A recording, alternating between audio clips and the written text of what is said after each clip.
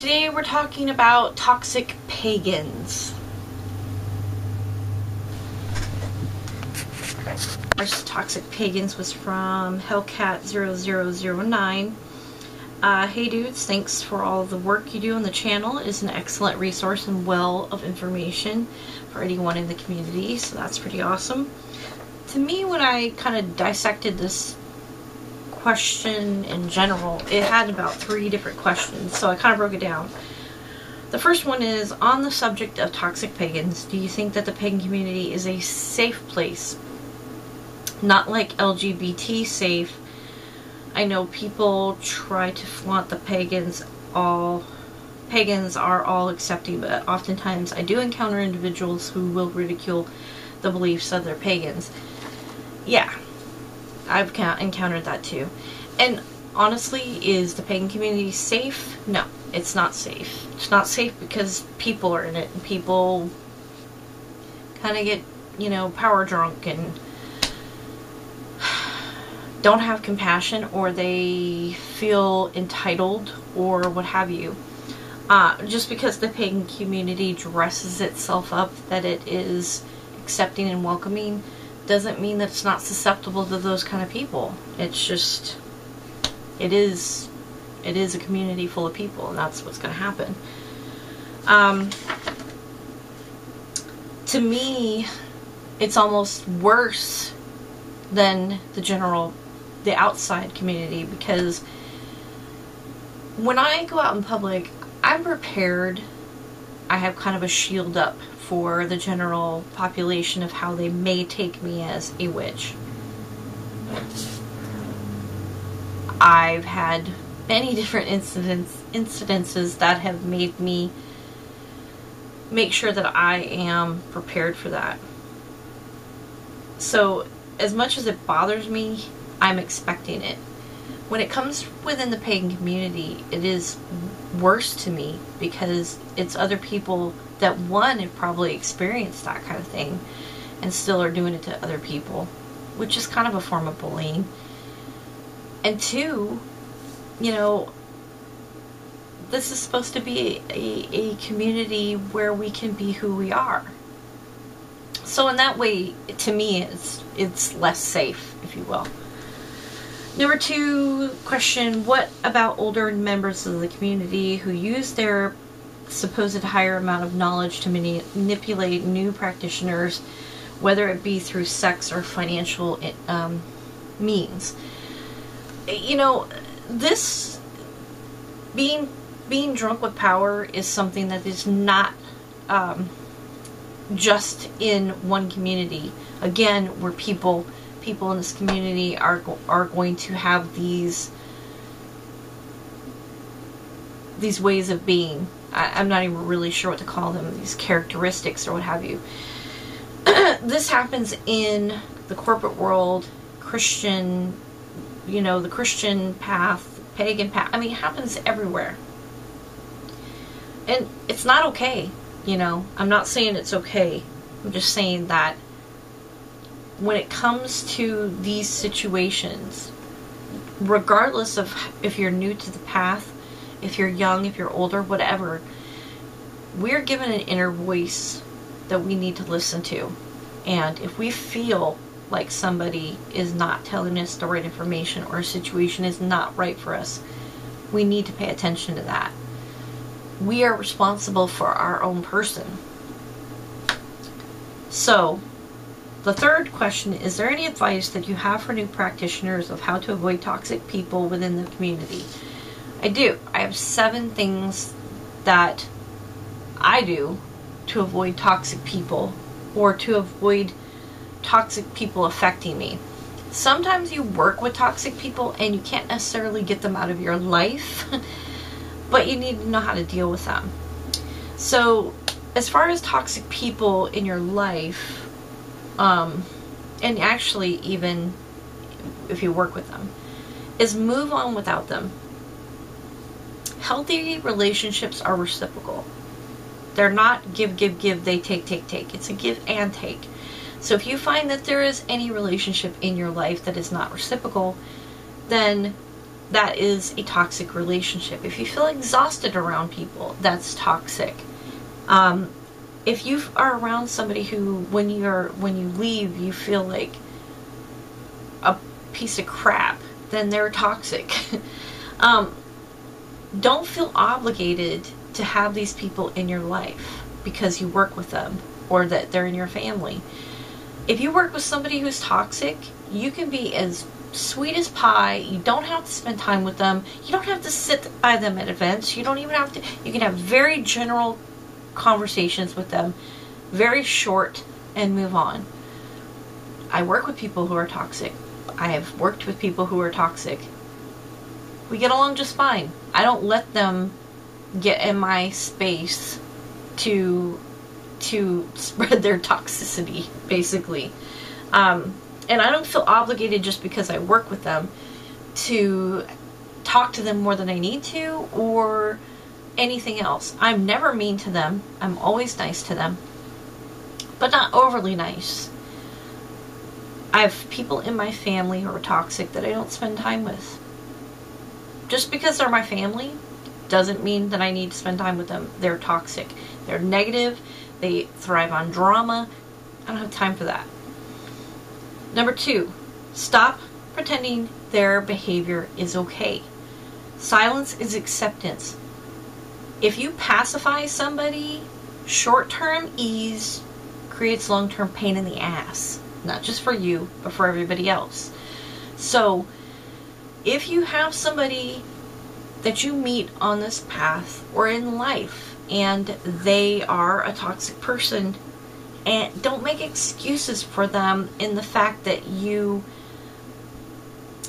make their behavior okay or justifiable, okay? There are reasons why people are toxic, but it's still not okay for people to be toxic. Number 3, you need to stand up and you need to speak up for yourself. Have faith in what you know on this path. You've gotten this far. I'm sure you've read a million books. You've read all the websites. You've gone to lectures or group readings or events or whatever it is. If you've done any work, and I'm sure you have, if you've done any work and you feel, I know, like for instance, I know this about candle magic. This is true to me. May not be to anybody else, but this information I have, I feel is right. If somebody comes along and they tell you you're wrong, but you feel like it's right, don't let them affect you. Just have faith in that knowledge. Whether it's God or Goddess, Source, or the universe or the divine, whatever it is that you believe in, you're getting this information for a reason. It's to help you on your journey. So have faith in that. That you know, this information you have that is self-confirming, that you feel is right for you, is right, regardless of what anybody says. Number 4, put your foot down. Your dignity may be attacked, ravaged, disgracefully mocked, but it can never be taken away from you unless you allow it. So don't allow it. Yes, people in this community, in any community, there are people out there that are going to try to manipulate you. They're going to try to make you feel subservient to them. It's going to happen. I wish it wouldn't, and I would love to say that, you know, this community is far above the bar of that, but it's not, because people are in it. Don't allow that to happen to yourself. You know yourself. And even if you're on a path of learning where information that's coming to you, you're not totally sure about everything, you don't have to believe something just because somebody who's done this for 20, 30 years says it's so. Case in point, many years ago, when I was living in Washington State, I had a group of people come over that I knew to have a ritual. Now, there was a couple of people that wanted to bring some new people that I'd never met before. And I'm the type of person that I like to meet new people, so I was like, the more the merrier. I set up my personal altar a certain way. When I do a community altar, I try to encompass everybody in how they think everything should go, how they would like it. My personal altar, for me, my goddess is always on the right side. Everything feminine, anything symbolizing femininity or the goddess, is on the right side. My right side is what I connect with the goddess. That's how it's always been for me. The left side's the God. It's just always been that way. Had this ritual, people came over. This one particular woman came up to my altar to look at it, like many people did, and said, "This isn't right." Now, this woman had been a pagan or a witch far longer than I had ever. She was much older than me, and she had met a few famous writers in this community, so people had a lot of respect for her. And she was kind of intimidating. But she looked at my altar and she said, "This isn't right." And I said, "What are you talking about?" And she said, "The goddess does not go on the right side, the goddess goes on the left side, and this is disrespectful." And I said, "No, it's not." She said, "Yes, it is, because it's not supposed to be this way." I said, "Supposed to be to who? Because to me, this is how it's supposed to be. Me and the goddess are good. This is how it is on my altar." I was very adamant about the fact that it was actually disrespectful for her to make comments like that on my personal altar. Upset a couple friends, but had a lot of respect for her. But I had to put my foot down, okay? This is my altar. This is what speaks to me. This is what works for me. I'm not saying everybody has to do it. It's just what I'm doing. It's a personal path, you know? So it was intimidating. I was uncomfortable with that situation, but I was also not raised to put my head in the sand, so it didn't. And I didn't allow her to do that. Didn't allow her to say whatever she thought it was okay to say. Putting your foot down is also about creating boundaries. When you first meet somebody, you can do that. You can do that in a very productive or constructive way, where people, when they meet you, they realize, it's kind of like if people meet you, they realize they can't mess with you if you're really tough, or they can't get crap, bullshit by you because you're, not gonna hear it, whatever it is. But you can, in a very productive way, let people know that you have boundaries. And generally, regardless of how people can be intimidating, they don't go past them. Number 5, don't take their behavior personally. Generally, when people are toxic, it's because they have something within them that needs work. Yeah, don't take it personally. It's their issue, not yours. And just realize that, it's kind of hard not to take things personally when you feel like you're personally being attacked. But if you look at that person's life, they probably do that to most everybody they come in contact with. So it's not a personal thing. Number 6, practice practical compassion. Why are these people toxic? Are they depressed? Have they lost, people in their lives? Are they going through a horrible illness? Being toxic is never okay, but there's always a reason. It's either somebody just doesn't want to deal with issues and they want the world to be as miserable as they are, or maybe somebody has lost their husband, their home, their children, whatever, and they just can't see positive in the world.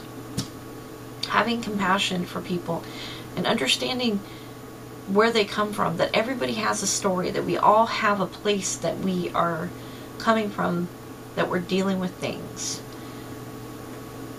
is a good way to look at things. And maybe that will help change the community in general, you know.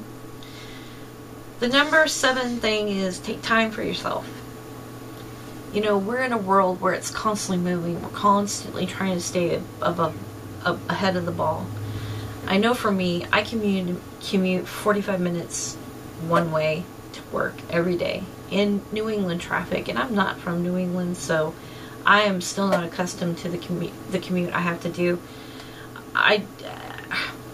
New England drivers are some of the worst drivers I have ever experienced, and I've lived in California. I've driven through New York. Rudest people, just so obnoxious. You feel like you're constantly white-knuckling it and stressing the whole way home. When I get home, my shoulders are so tense from driving. And then I have a high stressful job. And then I have a lot of things going on at home.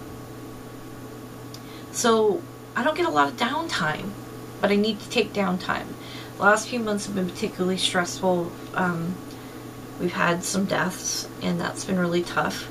And the last couple weeks, we had a friend's wedding that my husband was in, so we were very involved in that, and that was very time consuming.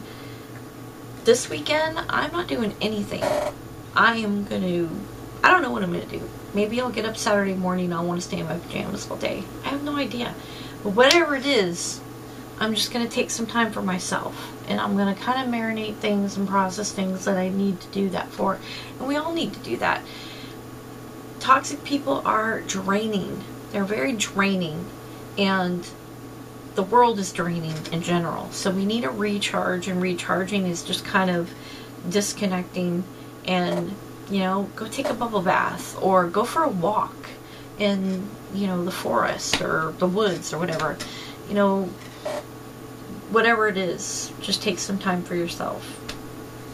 Avoiding toxic pagans is the same as avoiding toxic people. You have to go out in the world shielded to a certain extent. And it's unfortunate that we have to do that in a community that's supposed to be so accepting, but it's just not. I wish it were, but you know, it's not. It's full of people. So just make sure that you're taking care of yourself, that you're listening to your inner voice, that you're speaking your mind, that you're, you know, having faith in the knowledge that you have and the experiences that you are bringing to the table. And hopefully that helps. I mean, such a tough subject, you know, toxic people. When you get into a discussion about toxic people who are toxic like to talk a lot about how that's just so, you know, toxic. They're not toxic, and they don't understand how people are toxic. And, you know, we all have a little bit of toxicity in us where we can be at times very negative or what have you. It's just realizing that and recognizing it in ourselves and other people, and making sure that we have firm boundaries and we don't let things happen to us, because, you know, we can stop things from happening to us. We can set boundaries. We can make sure that people understand. Just because you are been around for a long time doesn't mean you're better than me. So anyways, I'm rambling at this point. I still have to edit this video, so I'm going to say thanks for watching. I hope this helped. Please leave comments below if you have any questions. I love hearing from you guys. And until next month, next time, whatever it is, blessed be. Bye.